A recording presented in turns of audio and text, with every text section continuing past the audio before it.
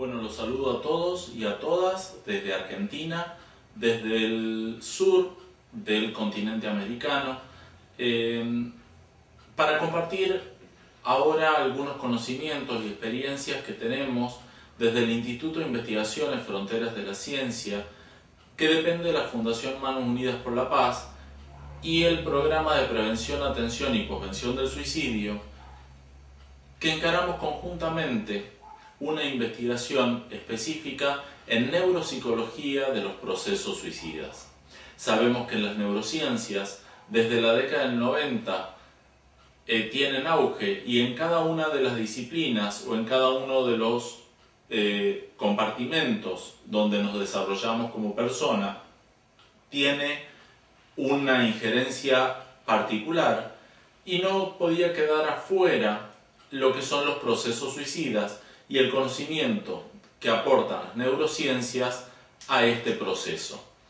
Vamos a tomar algunos conceptos básicos que desde el Instituto de Investigaciones Fronteras de la Ciencia y desde el Programa de Prevención, Atención y Posvención del Suicidio hemos tenido en cuenta cuando encaramos esta investigación. Nosotros tomamos a la persona como un ser biopsicosocial y cultural.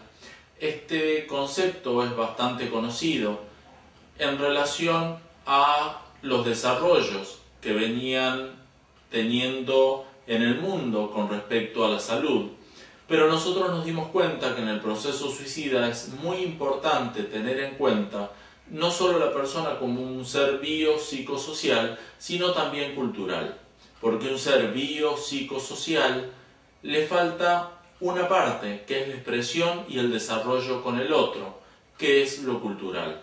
Es por eso que nosotros consideramos a la persona como un ser biopsicosocial y cultural. Vamos a ver que el conocimiento del cerebro se vino desarrollando desde hace mucho tiempo hasta esta parte, pero para nuestra investigación es necesario aclarar que el procesamiento de la información por parte del cerebro se hace por dos vías y en paralelo. Una de las vías es la intelectiva, donde nos permite comprender el lenguaje, donde nos permite observar los objetos, donde nos permite sumar, restar, multiplicar. Y por otro lado, una vía afectiva, donde los circuitos afectivos le van poniendo cargas afectivas, positivas o negativas, a todo aquello que vamos viviendo. Cuando nosotros realizamos cualquier actividad de nuestra vida cotidiana, estamos procesando en paralelo. Yo en este momento no solo estoy procesando intelectivamente lo que le estoy diciendo, sino también le estoy poniendo una carga afectiva a eso que le estoy diciendo. Vamos a ver que cuando nosotros encaramos esta investigación relacionando los procesos suicidas a los conocimientos de neurociencias y tratar de descubrir qué es lo que pasaba en el cerebro de las personas que estaban atravesando procesos suicidas y qué correlación había con su conducta de eso que pasaba en el cerebro, habíamos descubierto algunos antecedentes o algunas investigaciones que nos podían dar pista de que algo estaba correlacionado entre la conducta y el funcionamiento del cerebro. Por un lado, algunas de las investigaciones que existían en el mundo relacionando algunos genes o alguna carga genética a los procesos suicidas. Por otro lado, algunos estudios que hablaban de dificultades en el andamiaje de la mente y los procesos suicidas. Por otro lado, había algunos estudios, en especial los de Canadá, donde habían investigado los perfiles neurocognitivos de personas que estaban atravesando procesos suicidas. Y por otro lado, la descripción de la conducta suicida y en especial cómo ese proceso suicida se va construyendo hasta llegar al suicidio consumado.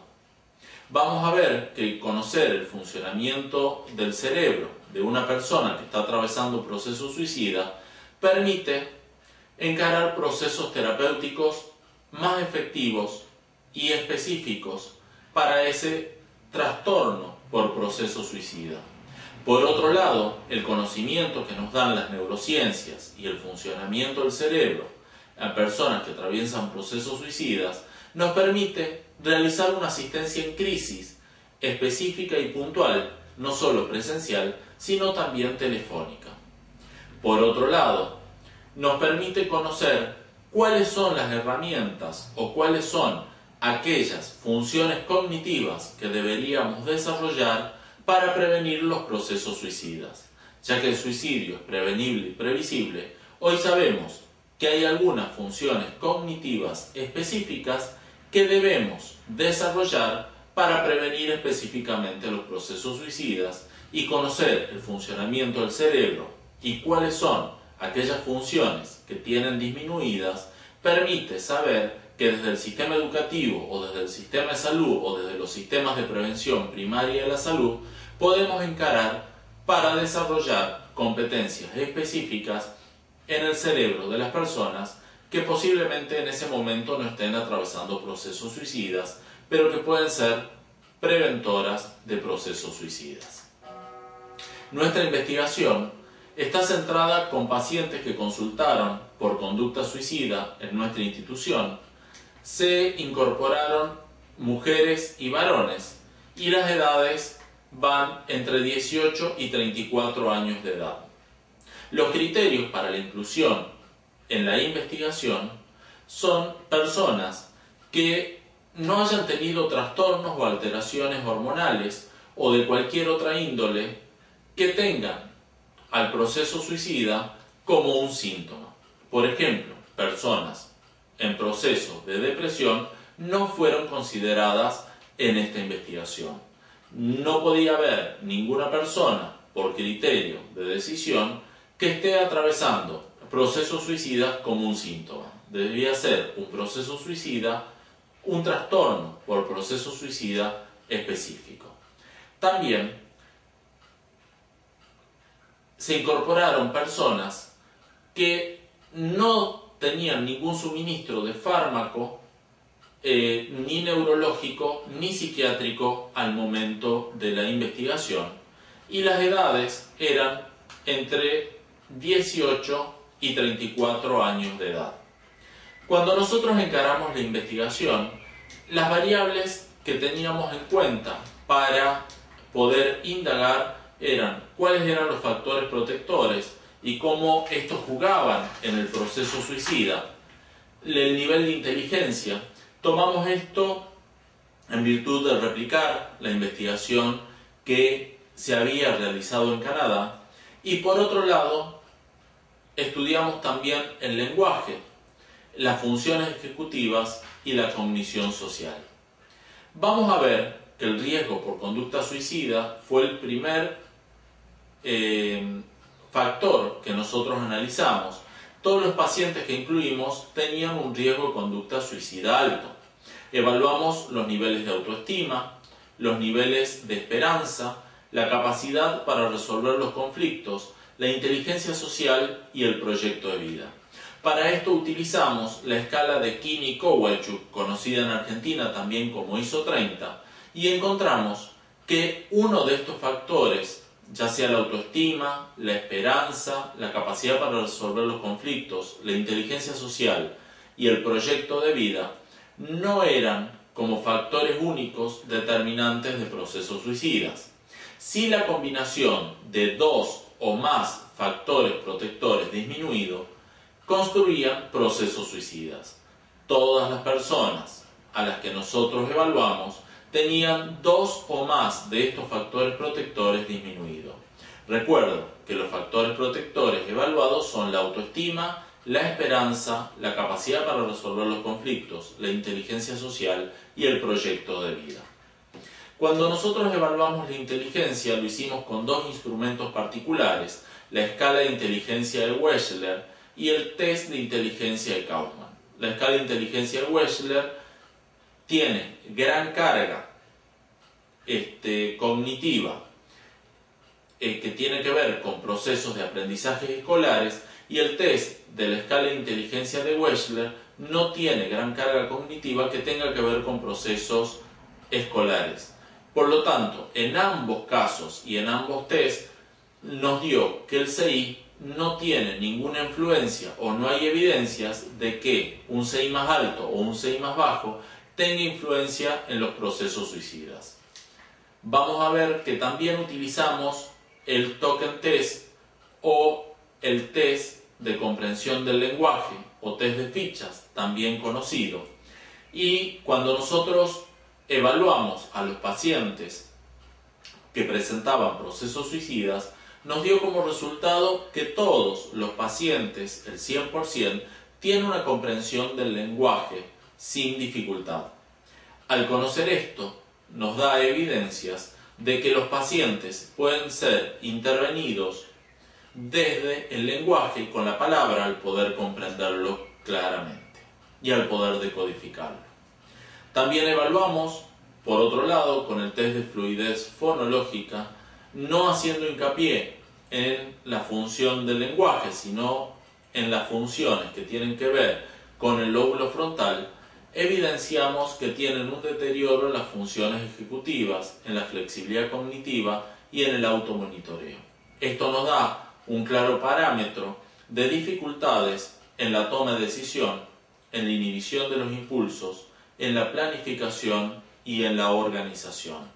También nos da dificultad en poder de salir de un pensamiento recurrente y específico, porque la flexibilidad cognitiva nos permite cambiar el foco de nuestra atención a otros objetivos. El automonitoreo también está disminuido en personas que están atravesando procesos suicidas. Cuando evaluamos los niveles de inhibición de los impulsos, lo hicimos con el test de colores y palabras de Stroop. El test de colores y palabras de Stroop nos da como resultado que tienen dificultades en la inhibición de impulsos de respuestas automáticas. Esto quiere decir que tienen un alto nivel de impulsividad, tienen dificultades en la flexibilidad cognitiva y el control atencional. Esto permite conocer, tanto para el ámbito de atención en crisis como para el ámbito terapéutico, que si tienen un bajo control atencional, los procesos terapéuticos y los procesos de atención en crisis deben tener unas características puntuales y específicas donde los mensajes sean muy cortos y concisos para que tengan efecto. También la dificultad en la inhibición de los impulsos hace que esta persona tenga un alto nivel de impulsividad y lleve al acto aquello que está pensando o aquello que cree que es la mejor forma de resolver las cosas. Por otro lado, evaluamos todo su lóbulo prefrontal mediante el test de tarjetas y clasificaciones de Wisconsin, el cual nos muestra que las personas que atraviesan procesos suicidas tienen dificultades en la flexibilidad cognitiva, en la capacidad de cambio, en la capacidad para evitar respuestas automáticas, en la perseveración, en la inhibición de respuestas incorrectas, en la memoria de trabajo y en la atención. Esto nos indica que las personas que están atravesando procesos suicidas tienen dificultades en la mayor número de funciones que están distribuidas en el lóbulo frontal.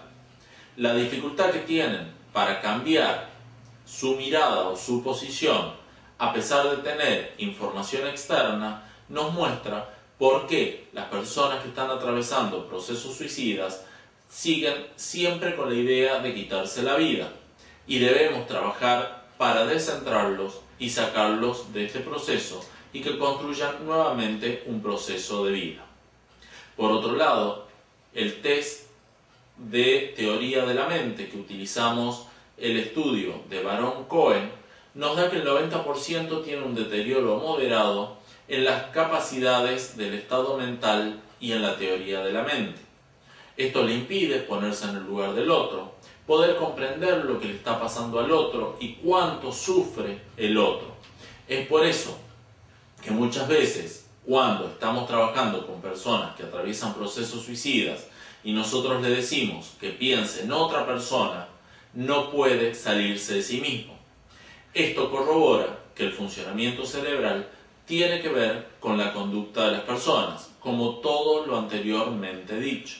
Vamos a ver que el deterioro cognitivo en personas que atraviesan procesos suicidas están centrados en las funciones ejecutivas, en la planificación, en la organización, en la inhibición de respuestas, en la flexibilidad cognitiva, en el automonitoreo, en la inhibición de respuestas automáticas, en el control atencional. También presentan dificultades en el cambio atencional. Presentan dificultades para evitar respuestas perseverativas, por eso continúan como en un bucle, siempre tratando de resolver la problemática de una misma manera, que es quitándose la vida. Presentan dificultades de respuestas incorrectas, presentan dificultades en la memoria de trabajo, en los niveles de atención y en el estado de la mente. ¿Para qué sirve conocer el nivel de funcionamiento cognitivo de una persona que atraviesa procesos suicidas? Es para lograr un diagnóstico más específico, también ayudado con una entrevista, más los relatos que puede dar la familia o los relatos que puede dar el paciente, y también acompañados de otros instrumentos que pueden corroborar que está atravesando un trastorno por proceso suicida. Y por otro lado, en el ámbito de la salud, nos ayuda a encarar un tratamiento específico y una rehabilitación cognitiva particular. Lo que nos permite este conocimiento es un diagnóstico diferencial específico, ya que podemos corroborar no solo el relato de la persona o las personas que acompañan a la persona que está atravesando proceso suicida, sino también tenemos una herramienta que es el perfil neurocognitivo, el cual nos muestra claramente lo que está atravesando la persona y más allá del relato que nos puedan dar. Por otro lado, la correlación cerebro-conducta queda en evidencia entre las acciones que puede llevar adelante la persona que atraviesa procesos suicidas y su funcionamiento cerebral. Conocer esto permite orientar a la familia y permite orientar al consultante en forma mucho más específica y precisa. También nos permite darle información a otros profesionales del equipo, como neurólogos o psiquiatras, para la utilización en tratamientos farmacológicos o en tratamientos específicos de rehabilitación cognitiva. Permite también planificar el tratamiento y la rehabilitación con una determinada frecuencia y herramientas terapéuticas específicas. Estos aportes que dan las neurociencias no quiere decir que sean lo único que se puede trabajar con pacientes con proceso suicida, sino que vienen a contribuir y a ayudar a otros tratamientos de los cuales no son incompatibles. Cuando nosotros descubrimos esto y pudimos ver, empezamos a trabajar con la mitad de los pacientes haciendo rehabilitación cognitiva y la otra mitad sin rehabilitación cognitiva. O sea, los tratamientos eran a manera tradicional o cognitivos conductuales solamente. Pudimos ver que los pacientes que realizan rehabilitación cognitiva a la par de otro tratamiento tienen una mejoría a más corto plazo y también tienen una mejoría mucho más rápida, lo cual nos permite acortar los tiempos de tratamiento o de crisis específicos. Por otro lado, nosotros utilizamos dentro de los procesos terapéuticos algunas herramientas de reprocesamiento cerebral que también tienen sustento neurocognitivo. Entre esas está el EMDR, la terapia por movimientos orbiculares o el reprocesamiento cerebral por movimientos orbiculares, la técnica de anteojos, que es una técnica menos abreactiva, y otra de las potencialidades que tiene la técnica de anteojos es que es una técnica mucho más eficiente y más rápida y no tan rígida como el EMDR, la técnica de un ojo por vez, el EFT y el Braille. Nosotros las utilizamos a la par de lo que es la rehabilitación neurocognitiva y la utilización de otras terapias como puede ser la sistémica o la cognitivo-conductual. Conocer el procesamiento del cerebro de una persona que está atravesando procesos suicidas nos permite claramente y rápidamente determinar un diagnóstico específico, encarar un tratamiento y un seguimiento a mediano y a largo plazo. Cuando nosotros decimos a mediano y a largo plazo es, en primer lugar, bajar la crisis En segundo lugar, rehabilitar y estabilizar al paciente. Y en tercer lugar, proyectarlo hacia un proyecto de vida nuevo, lo cual para nuestra institución dura aproximadamente 2 años, con las terapias, el reprocesamiento cerebral y la rehabilitación cognitiva en paralelo. Muchas gracias.